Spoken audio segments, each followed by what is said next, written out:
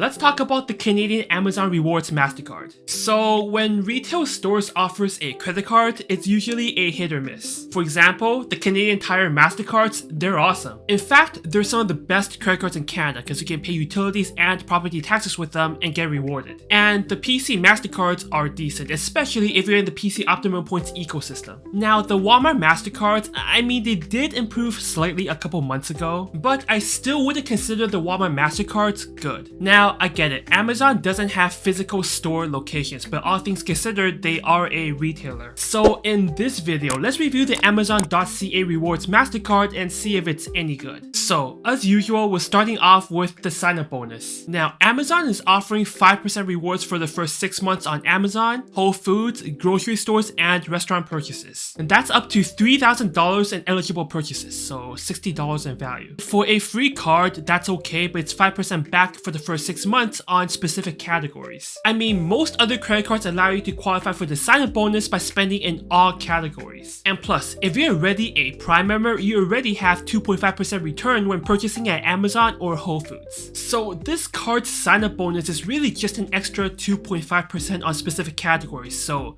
$30. And both Great Canadian Rebates and Credit Card Genius doesn't offer any additional cashback for getting this card. So if you factor in the limitations to qualify for the sign-up bonus for this card, the sign-up bonus for this card really isn't even that impressive, even for a free card. Next, let's go into the rewards. Okay, so 2.5% rewards at Amazon or Whole Food purchases.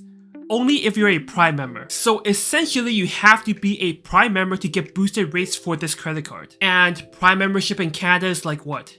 $99 a year? That's not exactly cheap. Now, you might say, bro, Rogers Mastercard is only good if you have Rogers, Shaw, or Fido services. But here's the thing. Your phone and your internet, they're necessities. For Amazon, you don't need Prime membership. You can still get free shipping if your order is over $35 for most items. Okay, so with Amazon Prime, what else do you get with this card? 2.5% return on foreign currency transactions. So basically that's net zero on foreign purchases because Mastercard charges you 2.5% foreign transaction fees. And if you're not a Prime member, it's only 1.5% return on Amazon or Whole Foods. And 1% return on foreign transactions, which means every time you shop in a foreign currency, you're losing 1.5%. And 1% back on everything else, regardless if you're a Prime member or not. So the rewards that you get with this card, you can only spend it on Amazon.ca, so it's not exactly a cashback card. Look, I don't want to keep pushing the Rogers Mastercard, but that card offers up to 3% cashback if you shop at Amazon.ca, which is more than what this card offers, even with a Prime membership. And for Whole Foods, well, it's a grocery store that accepts Amex. There are much better cards that offer much better rewards at Whole Foods, like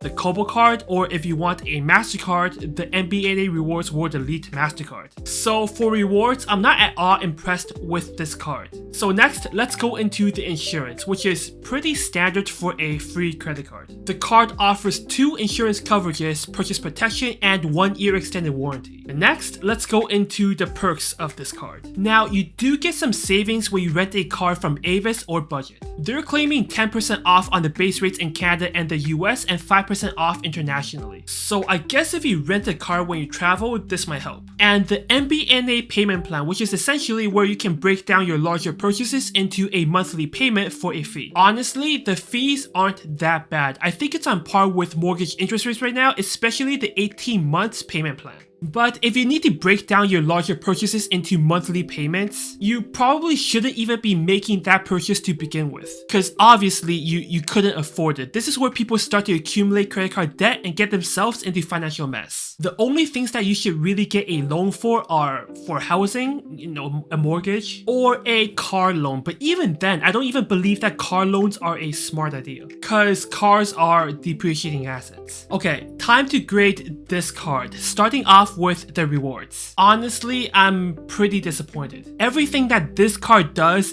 even if you're a Prime member, some other card does it better. You want to shop at Amazon? Well, use the Rogers Mastercard. You want to shop at Whole Foods? Well, use the Kobo card. Heck, if you want to shop in a foreign currency, use the Wealthsimple Cash card. That card offers 1% cash back on top of no foreign transaction fees. And plus, the Amazon.ca Rewards Mastercard doesn't exactly offer you cash back. They offer you rewards to be used on your next purchase purchase on Amazon. So for rewards, that's a 2.5 out of 10. Next, the insurance. 2 insurance coverages, which is pretty standard for a free card, but I wouldn't exactly consider this card 100% free because you gotta be a Prime member to get better benefits, so 6 out of 10. Next, the perks. Not terrible perks, although most of us will never use it. Those monthly payment plans, I know some people might use it, but in reality, you shouldn't. I'm gonna give the perks category a score of 5 out of 10, which makes the average score of this card at a 4.5 out of 10, so. Failure! Failure! You're still a failure! Failure! I can smell the failure! Yep, this card failed. Usually I'll have some final thoughts about the cards that I'm reviewing, but this card's such a failure that I have nothing to say. I guess you can get this card for the first 6 months to get 5% return on Amazon, but that's basically it. And after that, you can just cut this card up and dump it into the trash. Anyways, that's it for today. If you learned something from this video, a like and sub will always be appreciated. And if you're new to the channel, I make financial tips for Canadians in my long-form content and financial comedy in my shorts. With that said, thank you for watching and I'll see you next time.